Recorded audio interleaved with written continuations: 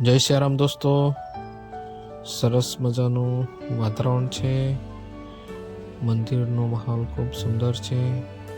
આજે શનિવાર હોવાથી ઘણા બાળકો આવ્યા છે. થોડો વરસાદનો પણ માહોલ છે.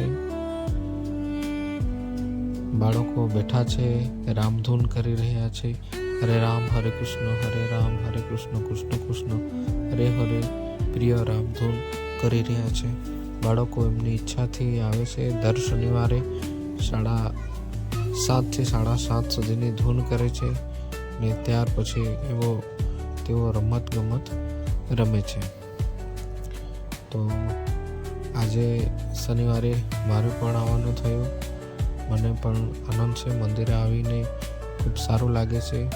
પરમ પૂજ્ય સંત શ્રી હરિહરદાસ ગિરીશ બાપુ જેઓ ઉત્તરાખંડ ગયા છે, નૈનીતાલ ગયા છે. તેમનું આગમન હજુ વાર લાગશે આવવાની.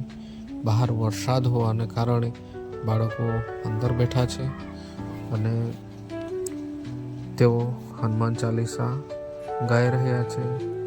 હનુમાન ચાલીસા બાદ તેઓ નાસ્તો કરશે અને ત્યારબાદ તેઓ પોતપોતાને ઘરે જશે. તો આ રીતે સરસ મજાની એક પ્રવૃત્તિ બહેડા ગામે થઈ રહી છે, જે અખંડ સંકીર્તન રામધૂન 26 વર્ષથી તો ચાલે જ છે, પરંતુ સાથે સાથે બાળકોને પણ એક પ્રેરણા થઈ કે અમે પણ રામધૂન કરી. તો તેઓની પણ પ્રવૃત્તિ 1 વર્ષ થઈ ગઈ છે અને તેઓ દર શનિવારે અખંડ સંકીર્તન રામધૂન કરે છે.